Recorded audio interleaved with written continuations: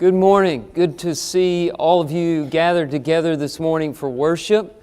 If you're visiting with us, we're really happy that you are here. And if you could help us out by following the instructions on the screen behind me, that'll give us a record of your presence here and help us to get to know you a little bit better. We are currently in the middle of a series called True Crime: Stories of Sin in the Bible. We've been looking at these different stories, trying to learn a little bit about sin and how God helps us deal with it through the power of Jesus Christ. And today we're going to go to the New Testament. We've been in a lot of Old Testament stories. We're turning to Matthew chapter 14.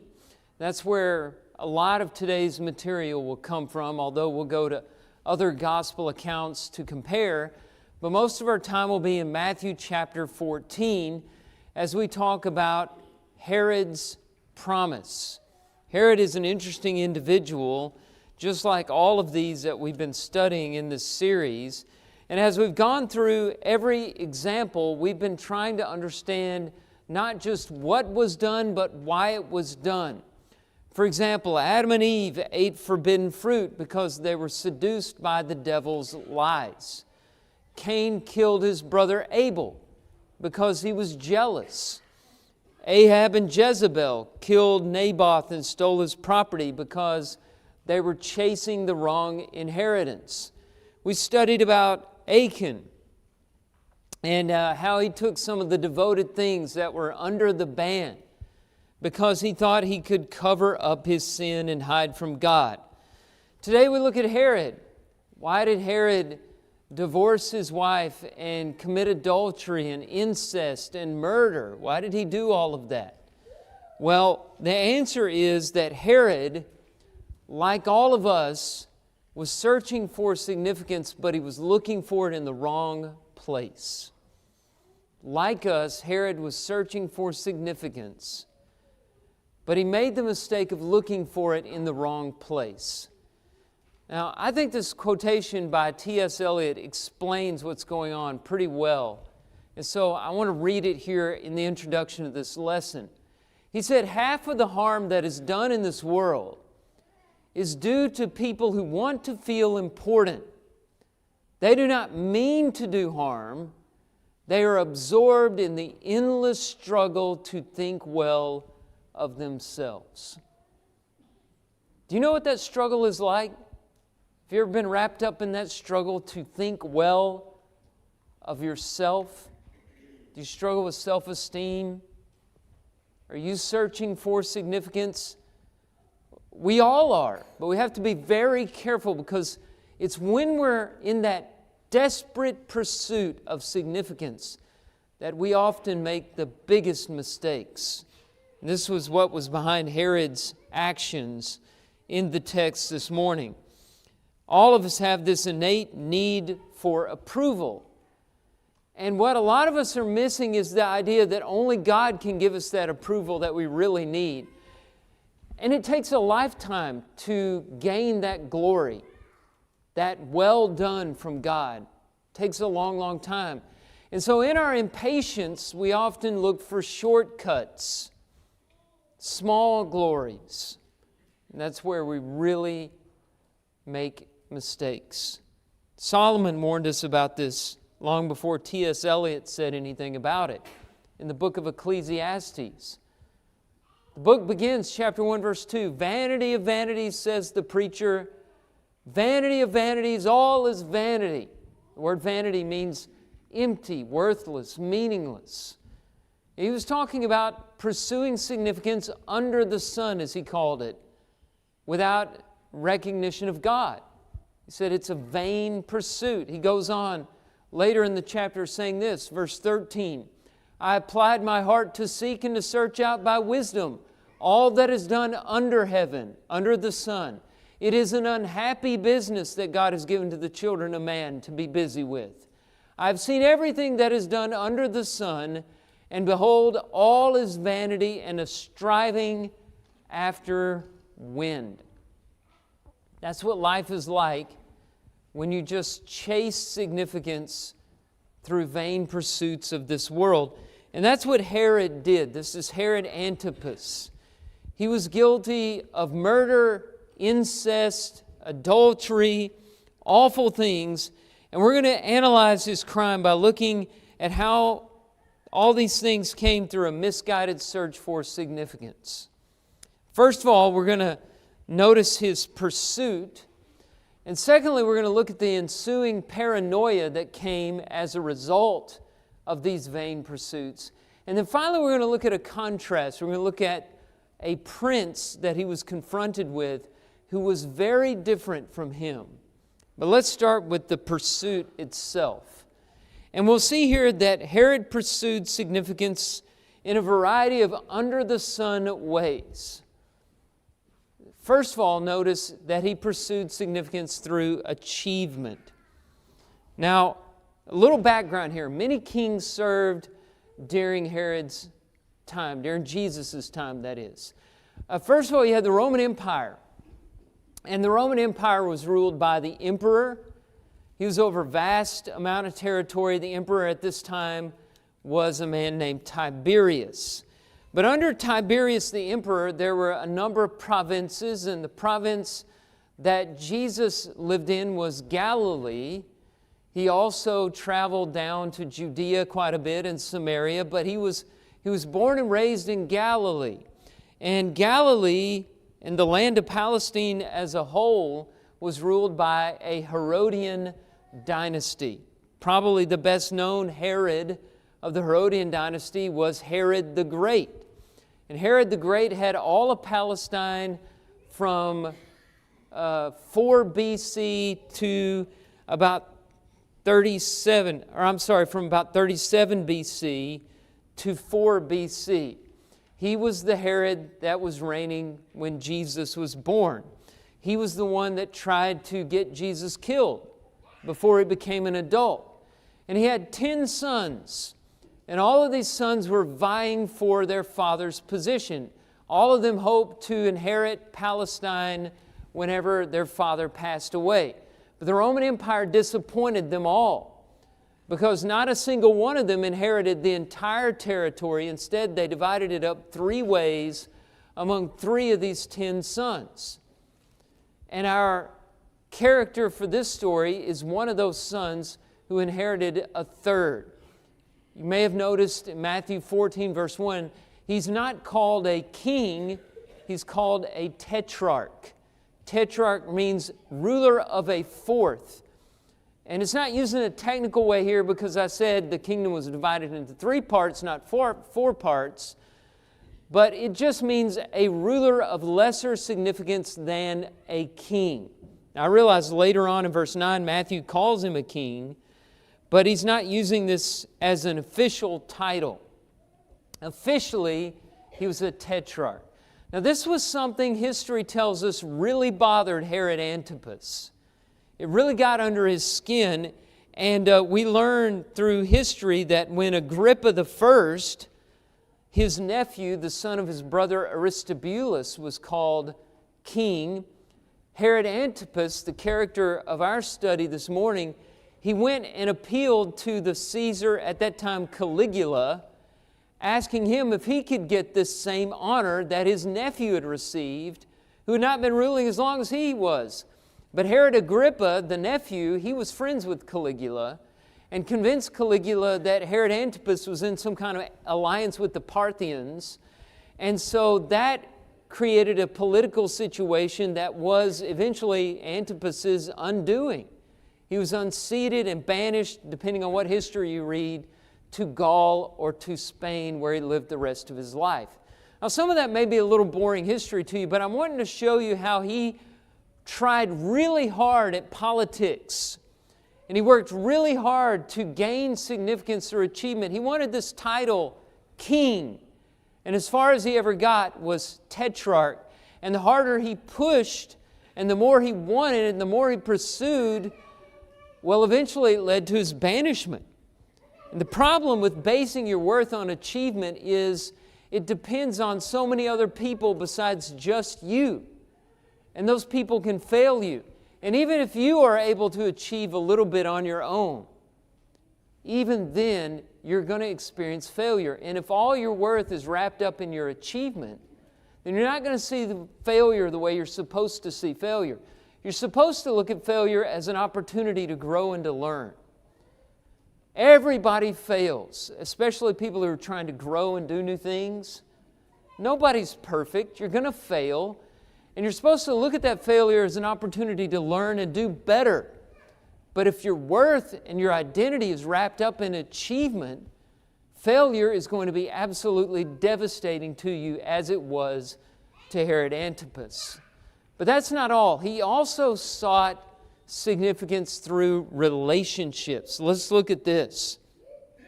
Matthew explains in Matthew 14 that Herod's conflict with John the Baptist had something to do with an illicit relationship that he had. Look at Matthew 14, verses 3 and 4. Herod had seized John and bound him and put him in prison for the sake of Herodias, his brother Philip's wife, because John had been saying to him, "It is not lawful for you to have her." And this obviously is a case of adultery. He was not supposed to be married to this woman. He had been married before to the daughter of a Nabatean king named Aretas, and he was supposed to be with her. But he left her for this woman Herodias. And so it was adultery. She was his brother Philip's wife, but it was also a case of incest because she was his niece through a half-brother. So he was committing adultery and incest here, and it wasn't just a political alliance. Sometimes we look at these kings' marriages and we say, well, they just married this person to smooth out relationships between provinces or nations. But in Josephus' history, he tells us that on a visit to the area he met, on a visit with his brother Philip, he met Philip's wife Herodias and he fell in love with her. And so he saw this woman and he thought, this is the woman that can fulfill all my desires. She can make me feel like the man that I should be. I'm going to look at this relationship as a way to find significance. It's going to make me overcome my insecurities and inferiority complex. And so he married Herodias. And John preached against it, saying this marriage is unlawful. It is not lawful for you to be with her. And what law is he appealing to? Not the law of Rome.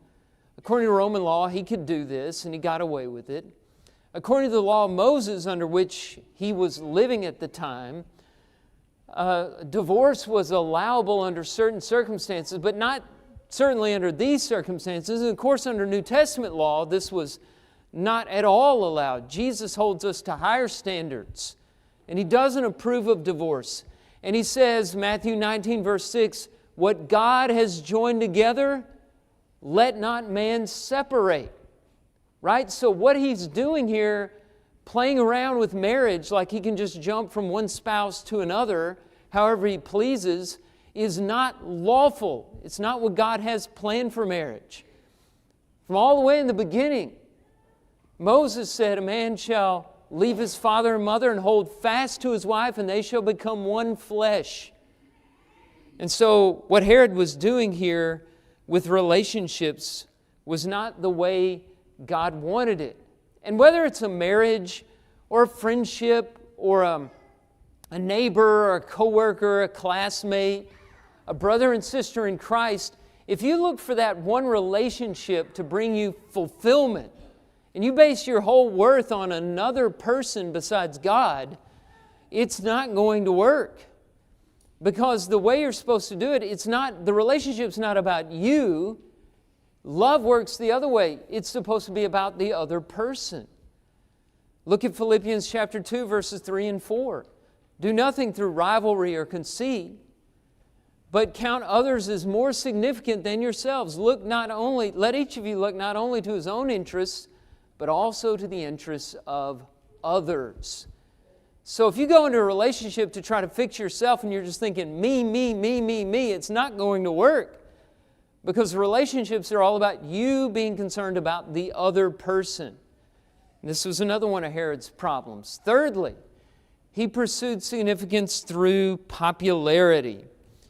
When you look at Matthew chapter 14, the story about John's death, it comes to us as a flashback.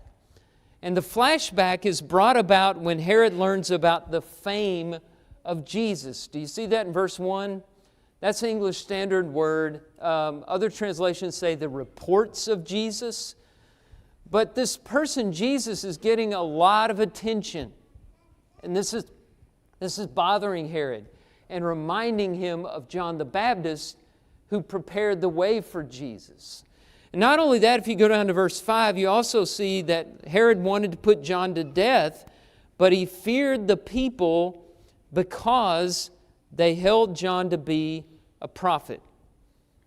Now, Herod was a respected individual. I mean, he may have been a tetrarch, but he was a ruler appointed by the Roman Empire. He had the areas of Galilee and Perea. He was honored every time he came into town. People bowed down to his feet. He could have somebody killed with the snap of his fingers. He was a respected Roman dignitary. And yet it wasn't enough. He couldn't stand it. That's how popularity works. You can never get enough fame. You can never be popular enough. Whenever you're basing your worth on that, you have to have more followers, more people. The pursuit of popularity is like a drug. Think of social media. Instead of looking for a deep, satisfying, lifetime relationship with others, we go the quick route to social media for instant gratification. And we want those likes and those comments and those accolades, and they may come and give us a little rush there in the beginning, but it soon fades, and we want more followers, more friends, more attention, more views. And it never gives more than hollow praise. It's soon gone, and we're back for more. It's an addiction. Listen to these words written by Eric Hoffer in 1954. It's like he could see where social media was going to take us. He said, "We need a chorus of consent, and we are engaged in an unceasing proselytizing campaign in our own behalf." In other words, we're like missionaries converting people to ourselves. So we curate these images, we hide our flaws, we make ourselves look like people that we really aren't. We post these things online, and we want to be the most popular person in the world. We all want to be celebrities these days. We're addicted to popularity, addicted to fame. And it's not making anybody happy. In fact, studies show that the time spent on social media makes you less happy, not more happy. Paul tells us to look for something deeper. I'm going to bring this passage up from Romans 2:28 and 29. It's usually not used in this connection, but if you look at it and you think about what he's saying, it's all about how we got to go deeper than popularity to find significance. He says, no one is a Jew, and this is all about approval because he's talking to a Jewish audience that's proud of their Jewishness and the signs of circumcision, and they're opposing Gentiles. So he's saying, no one gets approval as a Jew. No one is a Jew who is merely one outwardly, that is based on the appearance, how you look externally, nor is circumcision outward, the way you present yourself, and physical. But a Jew, approval, is one inwardly, and circumcision is a matter of the heart by the Spirit, not by the letter. And look at this last part. His praise is not from man, but from God. The praise that is important, the praise that will fulfill you and make you feel important, is the praise that comes from God, not the praise that comes from man. Human praise is hollow, it never fulfills. Let's look at a fourth matter. Fourth way that he sought significance is through lust. Everything came to a head, excuse the pun, on Herod's birthday. As part of the celebration, we read in Matthew chapter 14, verses 6 through 8, The daughter of Herodias danced before the company and pleased Herod, so that he promised with an oath to give her whatever she might ask. Prompted by her mother, she said, "Give me the head of John the Baptist here on a platter." Matthew says the king was sorry, but because of the oaths he made, he sent and had John beheaded, and his head was brought on a platter. Why did he find himself in this compromised position? He got carried away by his lust. The dancing she was doing, this was a provocative dance to entice lust. That's all it was a filthy parade of flesh. And it put him in a compromised position. That's what we do. That's what happens to us when we turn to lust to try to find our significance. Why do young men get hooked on pornography? Why do people have affairs? Why does sex sell? Why do we find ourselves in a culture saturated with fornication and lust? It's because we think we can find our fulfillment through lust. And that's not where it comes from. Instead, where does pornography lead? To addiction and weakness. Where does casual sex lead? Compromise and shame. Where does adultery lead? Broken homes and heartbreak. Is it worth it? Have enough people tried this for us to learn that lust is not going to fulfill us? It's not going to make us feel more like a man. It's not going to make women feel loved and cherished. That love is more than just physical. That intimacy is for marriage. When are we going to finally learn these lessons? The Bible tells us, of course, but we see enough wreckage all around us. We see all the evidence around us. We should know. What we're yearning for is something deeper and really more attainable. Bruce Marshall explained it this way. He said, "The young man who rings the bell at the brothel is unconsciously looking for God." That's what we all are looking for. Whether we're chasing popularity or achievement or lust, we're looking for God. That's the only approval that will make us whole. So let's turn from the pursuit of Herod to the paranoia that ensued.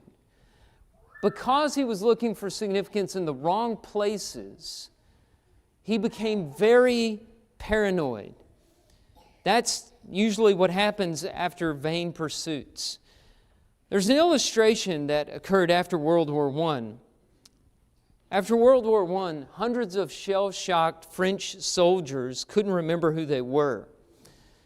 And the military records were so faulty, they were of no help. And so someone had a suggestion. They said, let's have an identification rally in Paris. So they scheduled the date, and they told people, if you're missing a soldier who hasn't come back from war, see if you can come and identify him at this rally. We have hundreds of soldiers suffering from amnesia. Thousands of people came to this rally as one by one, soldier after soldier went up on a platform and anxiously asked, "Please, please, can somebody tell me who I am?" And I think that question is being asked by a lot of anxious people today. They want to feel significant. They're struggling with self-esteem.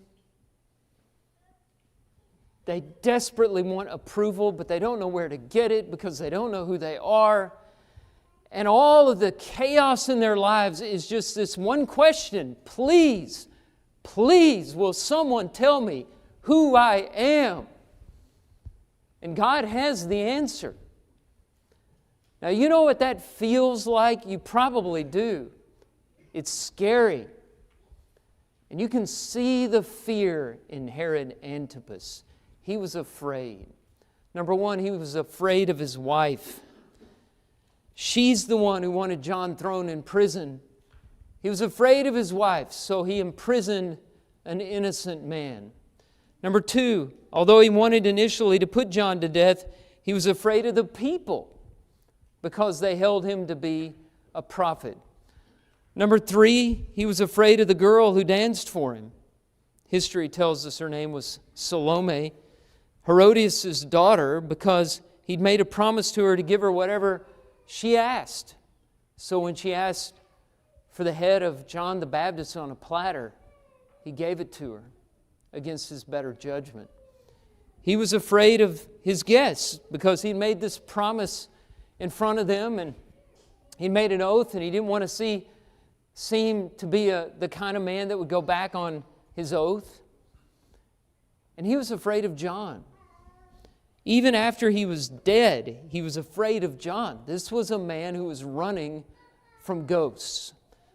And to explain this, I'm going to get away from Matthew 14 just for a moment and give you a look into the psychology of Herod after all these vain pursuits. Go to Luke chapter 9, verses 7 through 9. Luke tells us in Luke 9 that Herod heard reports of Jesus healing the multitudes. And all these rumors were circulating. Some people were saying this was John the Baptist raised from the dead. Some said Elijah. Others said one of the other prophets had risen. Luke said Herod was perplexed. I looked into that word perplexed, and it can mean at a loss. Phillips' translation renders it caused him acute anxiety.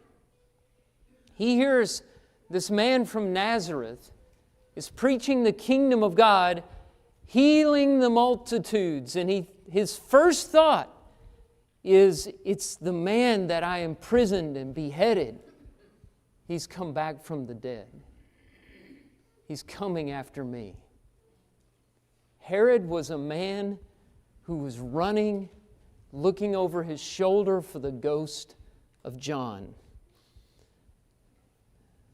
Probably due to a guilty conscience, and it chased him the rest of his life. In fact, when you turn over to Luke chapter 23, during Jesus' trials, you learn that Pilate can do nothing with Jesus because he knows he's an innocent man, and he wants to wash his hands clean of the whole incident, and he discovers Herod's in town. And Herod's over Galilee, which is where Jesus was from. So he had this idea, I'll send him over to Herod. Maybe Herod will know what to do with him. And in Luke chapter 23, verse 8, we read that when Herod saw Jesus, he was very glad, for he had long desired to see him because he had heard about him, and he was hoping to see some sign done by him. Now you read that he was very glad. You might think he was happy or excited. No, he was anxious to see him because he was paranoid. You see, he was hoping that he would call this Jesus up and disprove all the claims and reports around him. Because if he could do that, then he would know this isn't John back from the dead, and I'm safe. He can continue to pursue those vain things. Of course, if Jesus had worked some sign, that would be another matter. But we all know the story. When Jesus was brought before him, he performed no sign because Jesus wasn't going to abuse his power in order to satisfy some tetrarch's paranoia. Herod's life ended in banishment, not glory. Everywhere he looked for significance ended in a dead end. This is where vain pursuits lead to fear and paranoia. But let's look at a contrast as we bring this to a close. Let's look at the prince. When Jesus was brought before Herod, the ruler was faced with the stark contrast. Because in Jesus, before him stood a man who didn't need approval. Pilate had found him innocent, yet even though he was on trial for his life, he wasn't speaking in his defense. And we can be certain Herod had never seen a man like this man from Nazareth. Although he was all-powerful, he didn't feel the need to prove himself with signs. He wasn't going to abuse his power to satisfy Herod's curiosity. Although he was innocent, he didn't try to justify himself with words. Look at Luke 23, 9 and 10. Herod questioned Jesus, and the chief priests and scribes stood by vehemently accusing him, but Jesus made no answer. At this, verse 11 tells us, Herod with his soldiers treated him with contempt and mocked him. Then arraying him in splendid clothing, he sent him back to Pilate. The splendid clothing, by the way, was meant to add to Jesus' humiliation. It was a mockery. John tells us in John 19:5, it was a crown of thorns and a purple robe. Throughout the ordeal, Jesus said nothing in his defense. It recalls Isaiah's prophecy from Isaiah 53, verse 7. He was oppressed and he was afflicted, yet he opened not his mouth. Like a lamb that is led to the slaughter, and like sheep that before its shearers is silent, so he opened not his mouth. He didn't need to say anything. There's an old saying that goes, little people talk about people, average people talk about things, great people talk about ideas. Jesus wasn't a little person. He didn't need to talk. His reputation stood for itself. Everyone knew he performed miracles. Everyone knew he spoke as one having authority. He didn't need to explain himself to a man like Herod, a little man. He wasn't little because of the way God made him. He wasn't little because God didn't care about him. He was little because he rejected God. He was seeking approval in all the wrong places. Wouldn't you like to feel the freedom of a person who doesn't have to be anyone other than who he is? Aren't you tired of constantly trying to justify yourself?